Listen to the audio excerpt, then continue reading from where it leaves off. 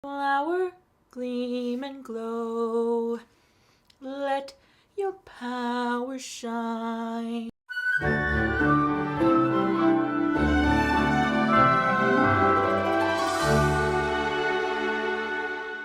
Welcome back to Ever Disney Movie Ever. My name is Justin. I'm watching Ever Disney Movie Ever. Today I'm going to talk about Tangled. Tangled is a 2010 theatrical release about Rapunzel wanting to see the floating lights and roping Flynn into helping her get to them. It is directed by Nathan Greno and Byron Howard. Animation supervisors Lino, DiSalvo, and Mtichell. Editing by Tim Mertens. Music by Alan Menken with lyrics by Glenn Slater. And it's written by Dan Fogelman, based off the fairy tale Rapunzel by the Grimm brothers. Shall we compare? A man's pregnant wife desperately craves Rapunzel, which is growing next door. It's some kind of salad. And so the husband starts stealing from the next door neighbor who happens to be a sorceress. The husband gets caught and promises to give the child to the sorceress if she lets him go, so she does. The child is named Rapunzel after the craving the wife had so much, and she lives her life trapped in a tower where only the sorceress can get to her by chanting, "Rapunzel, Rapunzel, let down your hair so I can climb your golden stair." A prince discovers the tower and Rapunzel's singing, and he also learns the secret in order to climb her hair into the tower. They fall in love, get secretly married, and plan Rapunzel's escape. The sorceress discovers that Rapunzel is pregnant and cuts off all her hair and banishes her to the woods. The prince gets confronted by the sorceress and she tosses him out the tower window where he lands on a bunch of thorns, blinding himself. Rapunzel gives birth to their two children. The prince eventually finds them. Rapunzel's tears heal his blindness, and they live happily ever after. The end. Okay, they're obviously different, alright, because it's inspired by this story, but they kept a lot of stuff that I didn't really realize was a thing. You know, I didn't realize the hook, like it's described in the Grimm Brothers story that there's a hook that she hooks her hair onto in order to let Mother Gothel, which I believe is actually the sorceress's name in one of the versions, it is Mother Gothel, climb her hair. And then I knew obviously no part about the Rapunzel, right? That the wife was craving Rapunzel, whatever. They changed that. And then obviously the prince doesn't come and like fall in love with her. Tangled was a whole like adventure storyline, right? So like great. But the stuff they did like take and keep, very interesting.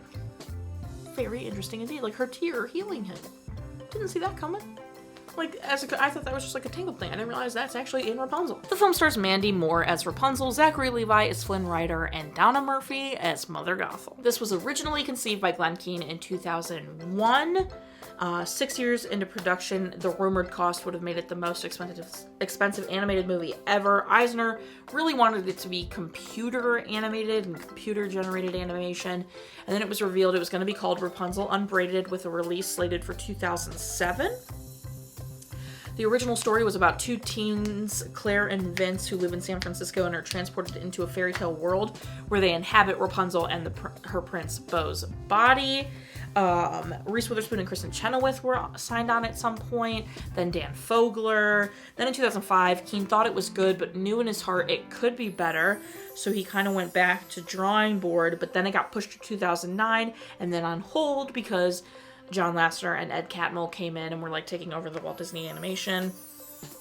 And they asked to start over completely, but still wanted Glenn Keane on direction because he's so great. Keane and his co-director Dean Wellens then eventually stepped down because of other commitments. Keane stayed on as executive producer and supervising animator. It was later revealed he decided to stop being director because he had a heart attack.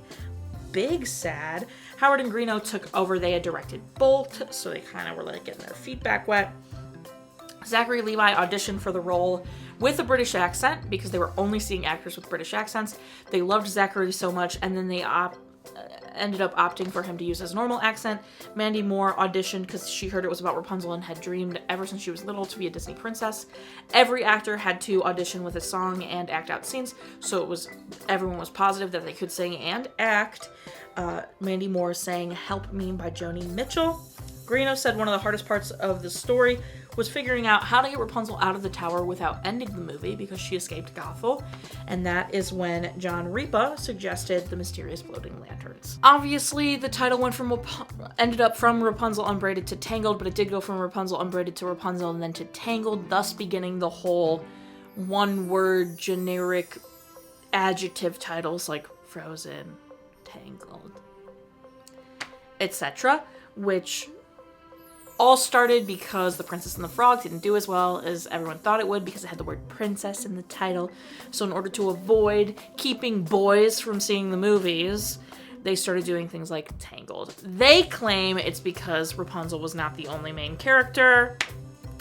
Everyone knows it was a marketing standpoint to get more people to see the movie. They changed it to Tangled. All actors had to record alone. Mandy Moore said it was really good for exploring her imagination. They recorded the songs with a 65-piece orchestra, which was so beautiful. When the film was released, Mandy said she thought she sounded shrill, and Zachary Levi said he thought he sounded so nasally the whole time. Glen Keane used Rococo paintings by Jean Honor Fragonard, specifically the swing, as major art inspiration for this movie. And if you look at it, it's beautiful. It definitely inspired the look of the film. Glen Keane also had a seminar called The Best of Both Worlds, where they compared and did pros and cons of 2D animation, 3D animation, and that is how they ended up ultimately doing the 3D computer animation for Tangled. With that, though, Glen Keane was adamant to get the computer to bend its knee to his will and what he wanted it to look like. He does give credit to Kyle Strawitz for getting the environment to look exactly how he wanted it to look. Kyle went through and recreated Snow White's house in a 3D environment and really made sure it looked similar with the rounded corners and just like what they really wanted to have, and with the warmth and the moving and just the lusciousness of the brush strokes. They also used multi-rigging to get background, foreground, and characters in the scenes. So like multiple visual cameras, basically. Virtual cameras, excuse me. They also wanted to create the most handsome Disney man they had yet. So they held a famous hot man meeting where they gathered 30 women from the studio and asked them what they considered attractive in a man. Hundreds of pictures of their favorite actors and celebrities were submitted, and a lot of discussions, and they narrowed down and got Flynn Rider, which is definitely, he's garnered one of the hottest Disney men. Eventually, they were able to use dynamic wires, which were used in Bolt, to get Rapunzel's hair to believably float in water and to surmount other similar challenges. Discrete differential geometry was used to produce the desired effects. Yeah, that's above my pay grade. There was a slight controversy over the name change. People were saying it was, like I kind of already covered, but other people were like, no, it's because there's more than one character. You wouldn't call Toy Story Buzz Lightyear, etc., etc. And other people were like, it's like calling The Little Mermaid beached, like it was, people were really, really about it. Has an 89% on Rotten Tomatoes consensus rating. While far from Disney's greatest film, Tangled is visually stunning, thoroughly entertaining addition to the studio's classic animated canon. It was nominated for Best Original Film. It costs $260 million to make, but it made $92.5 million in the box office. It does have a video game of its own. It appears in Kingdom Hearts 3. It also appeared in Disney Magic Kingdoms, Disney Heroes Battle Mode. It has a short film called Tangled Ever After. Then it had a TV series which went from Tangled Before Ever After to Tangled the Series to Rapunzel's Tangled Adventure. There were rumors of a sequel, but all the filmmakers agreed that she cut her hair. The story's over. They don't need another one. And there is rumors of a live-action Rapunzel in the works. Okay, obviously the animation is stunning. They've been hitting it out of the park animation-wise. It just keeps getting better and better. What I love about the choices in this are the shot choices. There are so many specific shot choices that really inform the story, really help. Some of my favorites are so small, but in my mind are significant.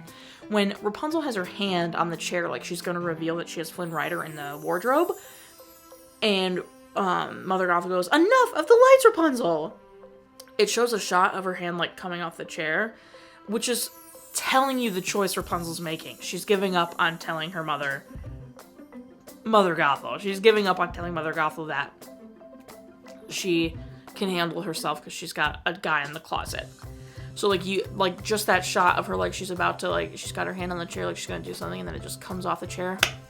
So good. Also, hand-related, when Gothel goes to pet her head, and Rapunzel grabs her wrist and says, "No!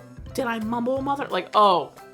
Also so good. A great shot. There were just so many shots like that in this movie that really helped tell the story visually. Everybody loves I See the Light, which is a fantastic song. I cried. Okay? I cried before that song even started. Absolutely. The whole soundtrack is incredible. Mother Knows Best and the Mother Knows Best reprise are insane. They're so good. They're probably the best sung songs in the movie.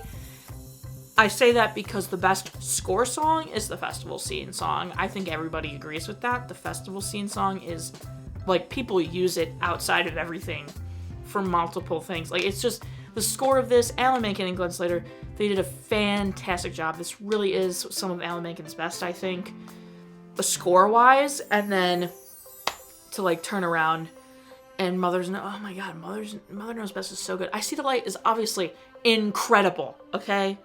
It's so good. But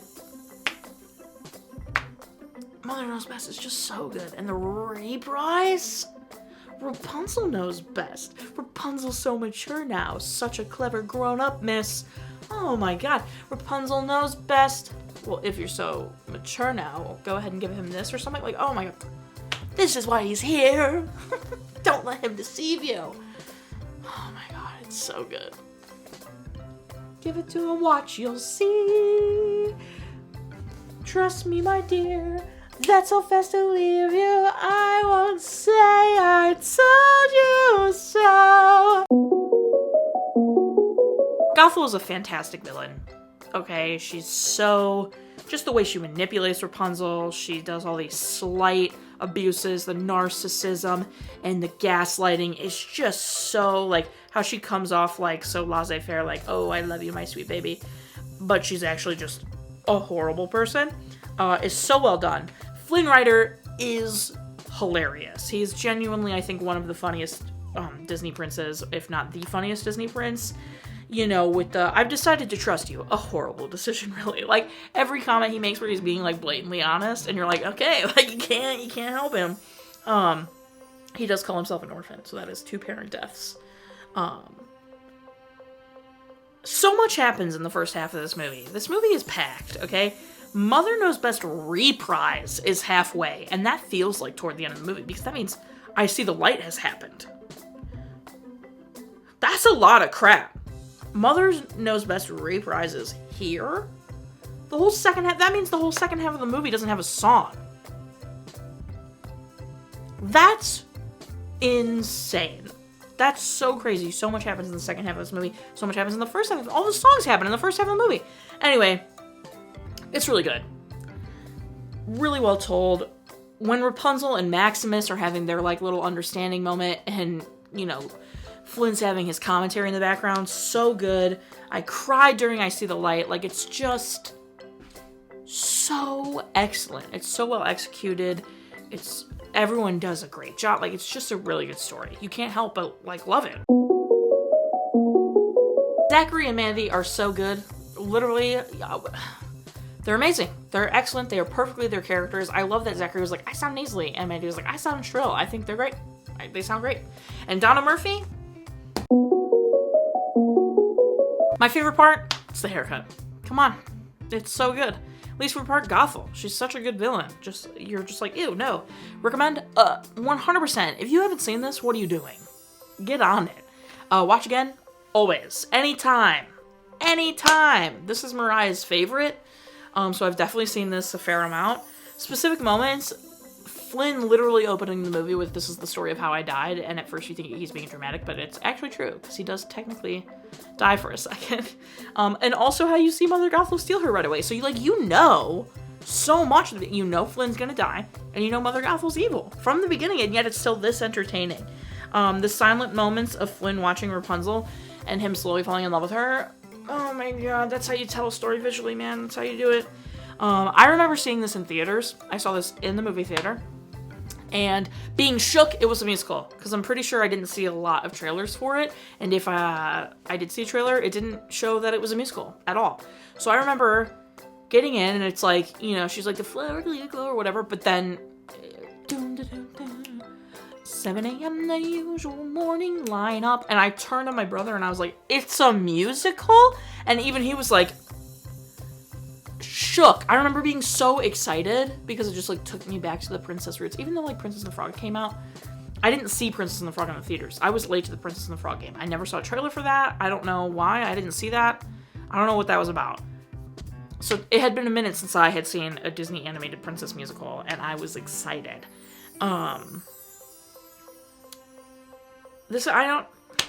It's just good. Rapunzel overcoming, you know, her abuse and finding her power. Flynn finding, you know, honesty and goodness and just like that he doesn't have to be doing what he's doing to be a good person, to be cool and like all that kind of stuff. I don't know. It's just really good. Yeah, that's going to be 10. That's going to be 10 floating lanterns out of 10. Sure. Our parent death toll is. Our cry count is. If you want to keep up with Movie I'm Watching When, follow me on all socials. You'll find out Movie I'm Watching When. I put out videos every Monday and Friday and sometimes Wednesday. Join Patreon. I got a tier starting at just $1. Every video a week early. A coupon code for merch and exclusive merch access. Buy merch. Merch is great. Merch is grand. Until next time, comment, like, and subscribe. But I'm not in charge of your life. You are, so do you. And don't be Mother Gothel about it.